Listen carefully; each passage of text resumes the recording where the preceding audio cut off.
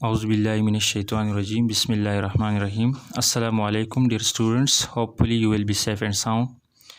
उम्मीद करता हूँ तुम लोग बख़ैर व आफ़ियत होंगे। ठीक है, ये 7th क्लास की इंग्लिश ऑनलाइन टीचिंग के लिए मुझे दी गई है। ठीक है, तो हम आज अपने ऑनलाइन क्लासेस में इंग्लिश का आगाज़ करते हैं। इंग्लिश में हमारे साथ फ़र्स्ट लेसन है बेड इन समर। ठीक है, बेड इन समर ये एक पोएम है और रॉबर्ट ल्यूइस स्टीवेंसन ने लिखा है। पेज नंबर 1 पर अपनी अपनी किताबें आप लोग ओपन करें, खोलें और पेज नंबर 1 पे देखें। ये पोएम है बेड इन समर। ठीक है, और ये रॉबर्ट ल्यूइस स्टीवेंसन ने लिखा है, जो कि इंग्लिश का एक पोइट है, शायर है। तो इसका इन्वान जो है बेड इन समर है और इससे ये रिफ्लेक्शन हमें दिया जाता है कि समर के मौसम में, गर्मियों के मौसम में जो है नींद लोग बहुत ज़्यादा करते हैं, क्योंकि रातें छोटी होती हैं तो लोग नींद बहुत करते हैं और अक्सर औक़ात लोग जो है सुबह देर से उठते हैं। तो ये सीन, ये मंज़र इस पोएम में जो है हमें दिया गया है।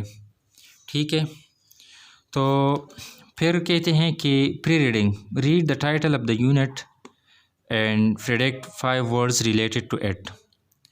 5 अल्फाज जो है इससे रेलिवेंट, इस टॉपिक से रेलिवेंट, इस सब्जेक्ट मैटर से रेलिवेंट तलाश करके उनको मेंशन करें।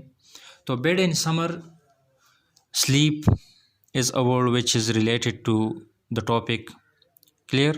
Night, day, sun, heat. ठीक है, profound, sleep, slumber, ये relevant words हैं जो इस सब्जेक्ट मैटर के साथ, पोएम के इस टाइटल के साथ आप एसोसिएट कर सकते हैं। अब रीडिंग की तरफ जा रही हैं। ठीक है, सो inventor, I get up at night and dress by yellow candle light। ये किताब कैमरे के सामने रखना चाहता हूँ ताकि आप लोगों को ये रीडिंग और ये बुक वगैरह तमाम चीज़ें विजिबल हो जाएं। Inventor, I get up at night and dress by yellow candle light। In summer, quite the other way, I have to go to bed by day। I have to go to bed and see the birds still hopping on the tree, or hear the grown-up people's feet still going past me in the street। And does it not seem hard to you when all the sky is clear and blue? And I should like so much to play, to have to go to bed by day। So first of all, let us consider that who is speaker in this poem. So you may see that a child is on his bed। आप देख सकते हैं इस picture में कि एक छोटा बच्चा है। ठीक है, एक लड़का है छोटा और वो अपने बेड पे, अपने बिस्तर पे बैठा हुआ है। ठीक है, so it means that speaker of the poem is a little child। एक छोटा बच्चा वो स्पीकर है इस पोएम का। ठीक है, फिर सेटिंग ऑफ द पोएम ये क्या है? तो जब हम इस पिक्चर में देखते हैं कि हमारे साथ बाहर जो है ग्रीनरी है and there are certain children which are playing outside of the house. ठीक है, बच्चे हैं और वो बाहर क्या करते हैं? खेलते हैं। तो इसका मतलब ये है कि गर्मियों का सीज़न है। ठीक है, सीज़न क्या है? गर्मियों का है। और इस टॉपिक से भी पता चलता है, पोएम के इस इन्वान से भी पता चलता है कि गर्मियों का सीज़न है, बेड इन समर। तो सेटिंग क्या हुआ? सेटिंग इस पोएम का समर और होम हो गया। घर पे ये लड़का अपने बेड पर लेटा हुआ है और इसके साथ साथ बाहर जो है वो सर्दियों का गर्मियों का मौसम है, बच्चे खेलते हैं। तो ये सारा चीज़ क्या है, इसको सेटिंग कहते हैं। ये पोइट्री में लाजमी है कि बच्चों को पता लग जाए कि स्पीकर कौन है, मतलब ये पोएम कौन पढ़ता है, कौन इसको बोलता है, इसमें स्पीकर कौन है, बोलने वाला कौन है और इसका सेटिंग क्या है। ठीक है, तो सेटिंग हमारे साथ गर्मियों का मौसम है और एक आम घर है, एक घराना है और उसमें एक छोटा बच्चा है, एक लड़का है और वो पोएम को उसकी जो है स्पीकिंग करता रहता है। क्लियर। अब दोबारा रीडिंग की तरफ जा रहे हैं। तो first of all let's know that there are 3 stanzas in this poem. इस पोएम में 3 स्टैंजाज हैं। स्टैंजा क्या होता है? स्टैंजा ये शायरी में फिर आगे आप 8, 9, 10 में भी ये पढ़ लेंगे कि poetic lines are composed usually in stanzas. English language में जब लोग शायरी करते हैं तो उन पोएटिक लाइन्स को, उन शायराना लाइन्स को, जुमलों को स्टैंजा के फॉर्म में लिखते हैं।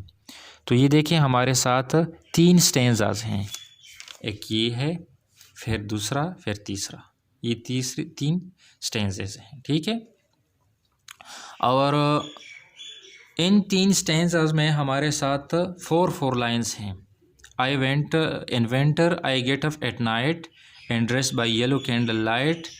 इन summer quite the other way I have to go to bed by day. ठीक है, तो अब ये स्टैंजा फॉर्म कौन सा है? तो ये स्टैंजा जो है हमारे साथ क्वाट्रेन की शक्ल में है। क्वाट्रेन वो स्टैंजे, उस स्टैंजे को कहते हैं। क्वाट्रेन की स्पेलिंग क्या है? QUAT quatrain, RAIN quatrain. वो स्टैंजा जिसमें 4 लाइन्स हो उसको क्वाट्रेन कहते हैं, क्वाट्रेन। ठीक है, इसके साथ साथ सिस्टेट है, टर्सेट है। टर्सेट उस स्टैंजे को कहते हैं TERSET, टर्सेट, जिसमें 3 लाइन्स हो। क्वाट्रेन में कितने होंगे? 4 होंगे। ठीक है, और टर्सेट में 3 होंगे।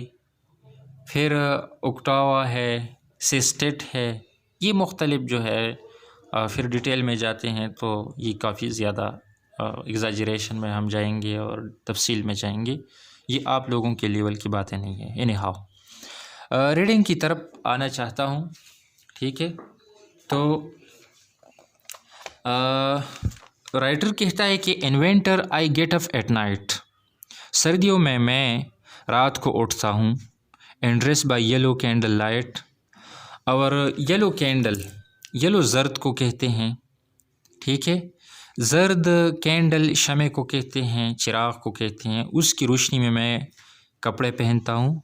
इन समर क्वाइट द अदर वे। लेकिन गर्मियों में ये बिल्कुल अपोजिट है। इसका मतलब ये है कि सर्दियों में मैं सवेरे उठता हूँ, रातें लंबी होती है तो मैं सवेरे उठता हूँ। और गर्मियों में फिर क्या होता है? बिल्कुल इसका अपोजिट होता है, फिर देर से उठता हूँ। I have to go to bed by day. और गर्मियों में फिर क्या होता है? मैं दिन के वक़्त सोता हूँ।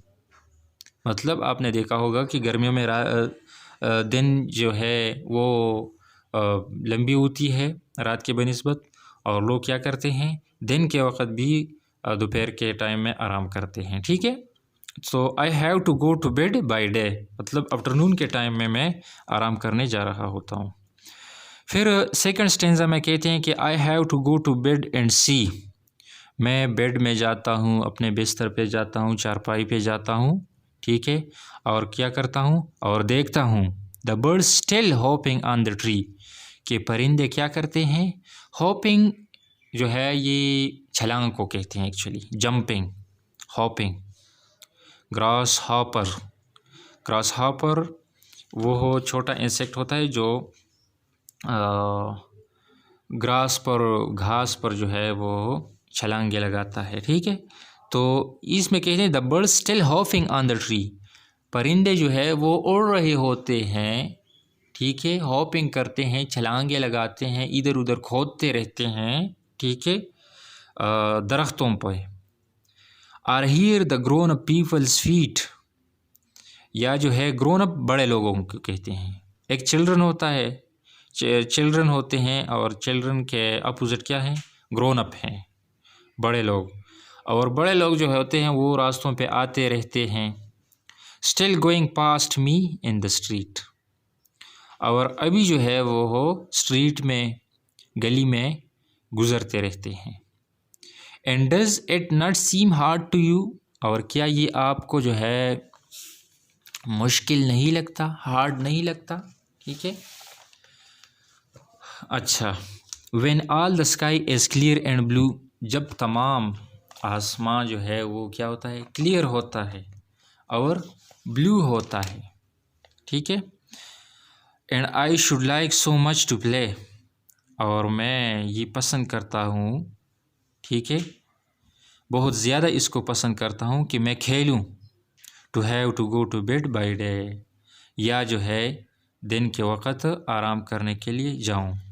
तो इस पोएम में एक बच्चे के एहसासात और फीलिंग्स की तर्जमानी की गई है कि एक छोटा बच्चा वो बेड इन समर और बेड इन विंटर। समर जो है गर्मियों को कहते हैं, गर्मी का सीज़न। ठीक है, विंटर सर्दी को कहते हैं। ठीक है, एक बच्चा जो है वो गर्मियों और सर्दियों के सीज़न का जो है उसका कंपैरिजन करता है, कंट्रास्ट करता है कि गर्मी में क्या होता है, सर्दी में क्या होता है, हम कैसे खेलते हैं, किस टाइम हम सोते हैं, किस टाइम हम उठते हैं। तो इन तमाम चीज़ों का डिटेल जो है इस पोएम में मौजूद है। ठीक है, फिर हमारे साथ कुछ स्ट्रेंज वर्ड, न्यू वर्ड्स हैं, डिफ़िकल्ट वर्ड्स हैं इस पोएम में, उनको भी साथ साथ लिखता जा रहा हूँ और तुम लोग भी इसको नोट करते जाओ। पीपल का मतलब है लोग। ठीक है, और सीम का मतलब है दिखाई देना। क्लियर। बेड तो जानती हैं आप, बिस्तर को कहते हैं, पलंग को कहते हैं, जहाँ पे लोग सोते हैं। ठीक है, और इसके साथ साथ गेट अप, गेट अप का मतलब है उठना, गेट अप उठना। ठीक है, और quite the other way, quite बिल्कुल, क्वाइट का मतलब है बिल्कुल। एक दूसरा क्वाइट है, QUIET, क्वाइट, उसका मतलब है खामोश। जैसे कि टीचर कहते हैं कीप क्वाइट, कीप साइलेंट। ठीक है, अच्छा। इसके साथ साथ स्काई, आसमान को कहते हैं, आसमान। और फिर है डे, तो दिन को कहते हैं, दिन। इसका अपोजिट फिर नाइट है, नाइट रात को कहते हैं। ठीक है, और मज़ीद सीम का मतलब है, सीम वर्ब है और इसका मतलब है दिखाई देना, दिखाई देना। ठीक है, अच्छा। तो ये हुआ आज का हमारा लेसन जो कि हमने पढ़ लिया। ठीक है, बेड एंड समर दोबारा ज़रा रिवाइज़ करना चाहता हूँ ताकि मज़ीद आप इसको अच्छी तरह अंडरस्टैंड करें। बेड एंड समर, गर्मियों में जो है बेड या बिस्तर या चारपाई वगैरह। इन winter I get up at night, सर्दियों में मैं रात को उठता हूँ, मतलब सुबह सवेरे उठता हूँ बहुत ज़्यादा। And dress by yellow candle light. ठीक है, और येलो जर्द को कहते हैं, जर्द, येलो कैंडल लाइट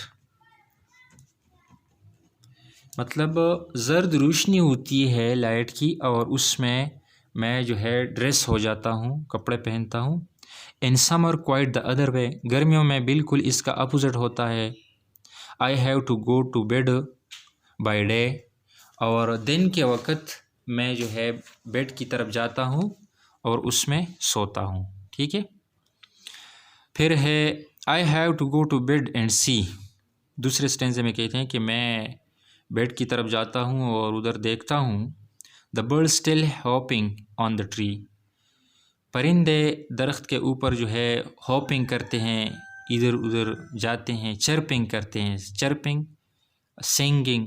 ठीक है। गर्मियों में बाहर के मौसम में आपने देखा होगा ये परिंदे बहुत ज़्यादा होते हैं और सिंगिंग करते हैं, घोंसले बनाते हैं, खुश नज़र आते रहते हैं गर्मियों में। ठीक है। और hear the grown up peoples feet, या बड़े लोगों के, अपने वालिदैन के, पेरेंट्स के, एल्डर्स के जो है पाँव के वो आवाज़ें जो होते हैं उनको मैं सुनता हूँ। Still going past me in the street, जो कि गली में गुज़रते रहते हैं। And does it not seem hard to you, और क्या ये आपको सख्त, हार्ड का मतलब है सख्त, सख्त नहीं फील होता आपको कि क्या हो जाए। When all the sky is clear and blue, जब तमाम सारा का सारा आसमान क्लियर हो, साफ़ हो और ब्लू हो। ब्लू जो है ये सब्ज़ रंग को कहते हैं। ठीक है।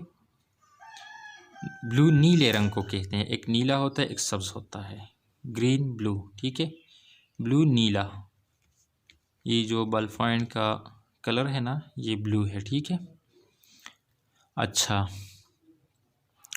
फिर है आगे कहते हैं कि and I should like so much to play. और गर्मियों में ये बच्चा कहता है, ये छोटा लड़का कहता है कि मैं बहुत ज़्यादा पसंद करता हूँ कि बाहर खेलूँ, गलियों में, बाहर जो है खेतों में, प्लेग्राउंड में बहुत ज़्यादा खेल करूँ तो ये मेरे लिए बहुत ज़्यादा खुशी के बायस होगा। और to have to go to bed by day, या जो है दिन के वक़्त आराम करूँ। तो इसका मतलब ये हुआ, आखिर में ये क्वेश्चन मार्क लगाया हुआ है, to have to go to bed by day, कि दिन के वक़्त आराम करूं। तो इसका मतलब ये हुआ कि दिन के वक़्त आराम करने से ये लड़का आरी है, ये पसंद नहीं करता इसको। ठीक है। और बाहर खेल कूद और दूसरे बच्चों के साथ गैदरिंग को ये प्रायोरिटी देता है और उसको पसंद करता है। ठीक है। तो ये था आज का हमारा लेक्चर। ठीक है। इंशाल्लाह उम्मीद रखता हूँ कि तुम अच्छी तरीके से इसको अंडरस्टैंड कर सकोगे। ठीक है। और इंशाल्लाह नेक्स्ट टाइम फिर आगे मूव करते रहेंगे। Thank you so much.